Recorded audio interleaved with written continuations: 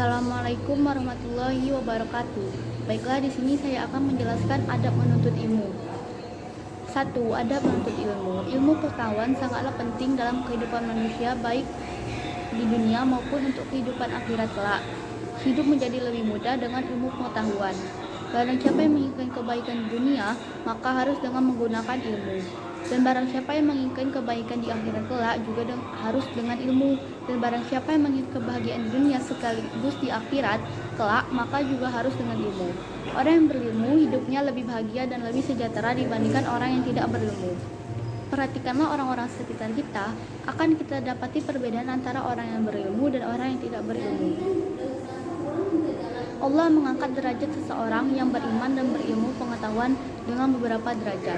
Ilmu yang bagaimana yang mengangkat derajat kita menjadi seseorang derajat yang lebih tinggi adalah semua ilmu pengetahuan yang mengandung kemanfaatan dan keberkahan, yaitu semua ilmu yang oleh para ulama memenuhi beberapa kriteria, yaitu pertama, semua ilmu yang dengan ilmu itu menjadikan seseorang semakin takut kepada Allah dan semakin dekat kepadanya. 2. Menyebabkan semakin cinta akhirat dan daripada sekedar kesenangan di duniawi. 3. Menyebabkan mencintai akhirat. 3. Menyebabkan semakin memahami model tipu daya setan. 4. Semua ilmu yang menyebabkan seseorang semakin mengerti kekurangan dirinya. Dan 5. Yang menyebabkan semakin tawaduk, tidak justru semakin sombong dengan ilmunya itu. Ilmu yang seperti inilah yang mengangkat derajat seseorang menjadi derajat yang lebih tinggi di mata manusia maupun di sisi Allah.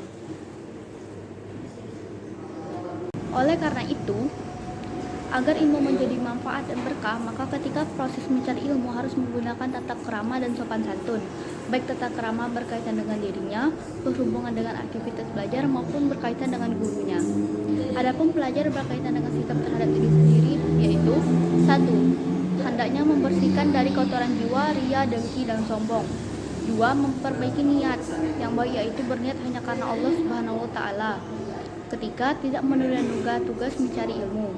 4. Menerima kondisi yang sederhana dalam makan, minum, dan berpakaian. 5. Mengatur waktu sehari-hari khususnya untuk belajar dengan cara membuat jadwal kegiatan dan mentaati jadwal yang diberikan. 6. Sedikit makan dan minum dengan menghindari makan terlalu kenyang. 7. Berhati-hati dalam makan dan minum dengan memastikan bahwa yang dimakan dan diminum adalah halal dan murni. 8. Sedikit tidur selama tidak menimbulkan mudarat, tidak boleh lebih dari 8 jam dalam sehari semalam. 9. Menghindari salah pergaulan. Adapun adab tata krama pelajar terhadap guru adalah sebagai berikut. 1. Hendaknya memilih guru yang mempunyai akhlakul karimah. 2. Menaati perintah guru. 3. Memandang guru dengan pandangan mengagumkan dan tidak memanggil namanya kecuali disertai dengan sapaan yang memuliakan. 4. Memenuhi hak guru dengan senantiasa mendoakannya yang baik-baik semasa hidupnya maupun setelah mati. 5. Hendaknya sabar terhadap lakukan guru yang tidak baik semasa yang tidak baik. 6. Tidak masuk ruangan guru kecuali dengan izinnya. 5. Duduk di depan guru dengan tenang. 8. Menjaga perasaan guru, jangan sampai mengecewakan guru. Sedangkan ketika mengikuti proses belajar, memerhatikan tata krama sebagai berikut ini. 1. Ketika berangkat sekolah, jangan lupa berpamitan dengan orang tua dan meminta doa restu agar ilmu yang kita dapatkan bermanfaat. 2. Berjalan dengan tenang. 3. Jika bertemu guru, utamakan 5S, senyum, sapa, dan salam. 4. Jika berbicara dengan guru atau orang tua, gunakan bahasa yang baik dan sopan. 5. Hindari berjalan mendahului guru. 6. Usahakan masuk kelas tidak terlambat. 7. Ketika mengikuti pelajaran, perhatikan penjelasan guru sekalipun kita tidak mengerti apa yang dijelaskan oleh guru.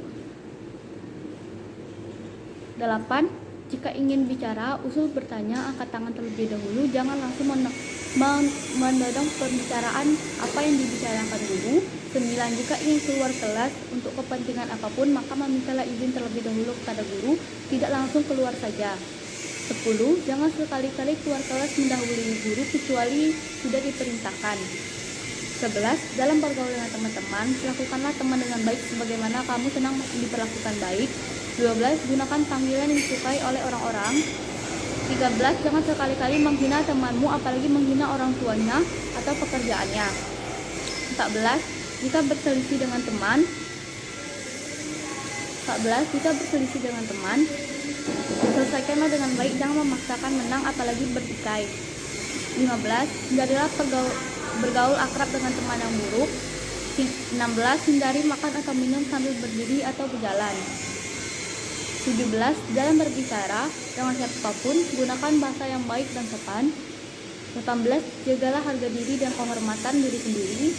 19. Jangan lupa berdoa sebelum dan sudah melakukan hal-hal kebaikan. 2. Dalil lelaki tentang menuntut ilmu.